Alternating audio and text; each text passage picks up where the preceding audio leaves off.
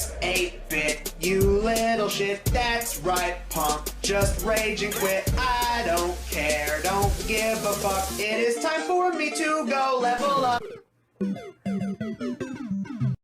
So I've talked about a bunch of different racing games over the years because it's a very popular type of game out there. You know, we've talked about some of the big ones, some of the classics. You know, you got your Mario Karts, you got your Crash Team Racing, you got Sonic R, you know, and then you got some of the other classics, right? You got Garfield Kart, you got MemeWorks Racing, of course. But the big thing is I want to talk about some of the big ones, all right? Some of the most well-known and especially some of the shittiest ones. But before we do, I think we gotta talk about the basic logistics and the kind of popularity that has gone into these kinds of games. Now, racing games have obviously been a very popular thing ever since the actual invention of racing and NASCAR itself.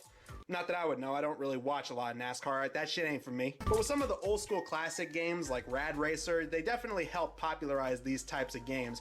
And for a while, this type of gaming would definitely be popular, but I think it really started to hit its stride once Mario Kart came into the fray. Because once Mario Kart was introduced, then every single motherfucker out there had to have their own racing game. And it was the exact same thing with party games too. All these different like little mini game collection games. Ever since Mario Party came around, everybody was trying to do that shit too. So this just goes to show that, like always, everything comes back around to Mario. But along with the Mario Kart ripoffs of the world, which eventually came around, you had a bunch of other classic racing games that kind of got left in the dust, kind of fell to the wayside. But you know what? There's some hidden gems with these kind of games. I mean, one of my personal favorites is obviously Ridge Racer for N64. Ridge Racer 64, such a good game. I feel like that's an underrated game. I feel like a lot of people should show that some more love. I know it was also on PlayStation 1, but I always played the N64 version. I always point to this game as being a good example of an N64 game that wasn't just one of the big hit classics. This is one of those underrated hidden gems of the N64 library, y'all. Another underrated gem from N64 has to be Wave Race, which is technically a racing game, except it's not about racing cars. No, it's about racing jet skis. And honestly, this is a pretty good game too. I really enjoyed this one a lot. This is another underrated N64 game right here. If y'all know me, y'all should know that I love N64. It's my favorite console of all time. And yeah, this is definitely one of my all-time favorites. I mean, this is an underrated game. These two racing games here definitely show that N64 has a lot of underrated games under his belt. I think the racing game I, along with many others out there, played a lot was definitely Diddy Kong Racing. How many people out there did not play Diddy Kong Racing, y'all? That's a classic game. I just hope to God that it doesn't get taken down simply because of its name, because that'd be pretty damn awkward, I gotta say. Then there's obviously Daytona, which was on Sega, and I think a lot of people remember this because it had the awesome theme song. I mean, you know, how can y'all forget Daytona, let's go away, let's go away. That's a classic one. Everybody should know that song by now, come on. But of course, most racing games often come down to, well, Mario Kart ripoffs, and that's pretty much what we're gonna be talking about before we talk about some of the truly shitty games. Most of the time, it's usually these big companies with their popular franchises just going, all right, we'll make a racing game, we'll just model it directly after Mario, and that's typically what they do. You know, we're gonna take the Muppets, or we're gonna take the M&Ms, or the Smurfs, or I don't know, Toy Story, or something like that. You know what, maybe every once in a while you'd get an actual good game in here. Like I gotta say, M&M Kart, it's great. And it also is definitely helped by the fact that it's a Wii game, and that definitely doesn't make the controls totally suck ass. Then you get to the ones that are really well known for being shit. I mean, like, some of these ain't even Mario Kart knockoffs. I mean, some of these are just bad racing games or car games, whatever you want to call them. I mean, these are just, some of these are just so shit. Like this one right here, Rascal Racers, which a lot of people probably remember because of Kid Icarus. I certainly know that's why I discovered this game. But this is pretty much just, hey, let's make a racing game. We'll put a bunch of cute animal characters in it. Everybody likes that shit.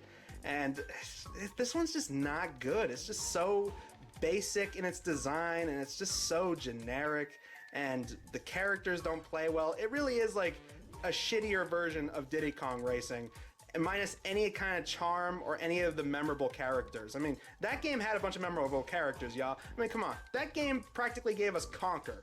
Alright? Who are we gonna remember from this game? Fucking nobody. And then you got Action Girls Racing, Action Girls spelled with a Z, of course, you know, trying to appeal to the hip urban crowd. And I gotta say, man, I wasn't impressed. I really wasn't. They was trying to appeal to me, and I was not impressed with this at all. I mean, you want to talk about shovelware? This is definitely one of those games where they was just banking on, oh yeah, it's a shovelware game. You know, it's for kids. We don't have to really try. We don't have to really care. Who gives a shit? We're Nintendo. We can wipe our ass with $20 bills. I mean, just look at how this game is laid out. This is so shitty. I mean, I was about to say, man, this looks like they was trying to appeal to like the Mary-Kate Ashley crowd.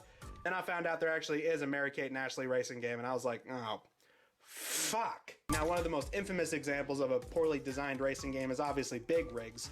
This was a PC game from the early 2000s, and this falls into the category of that other game that I once talked about for a video. It was called Zoo Race. It's one of those bad games where it just kind of falls into a category all its own. It's like, this is, you could barely even call this a game. It's like, at most, you push buttons, and then you just see something glitch the fuck out, and then you laugh for 5 minutes before you turn the shit off. This is a racing game that barely works. I mean, you can practically just roll right through anything. You can roll through buildings, you can drive uphill, despite the fact that you're a truck hauling cargo. This is such a fucking broken-ass game. I don't even know how to describe this one. And you got this last one that I'm actually surprised is even real. I mean, this is a racing game made by North Korea, and it's called Pyongyang Racing.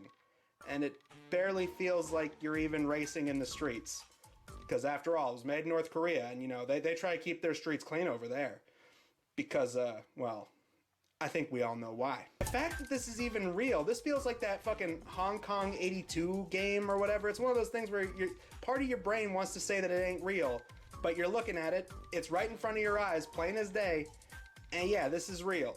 This is actually a thing that exists. Holy shit, dude. But anyways, y'all, that's pretty much all I wanted to talk about when it came to this, so that's pretty much it. See ya.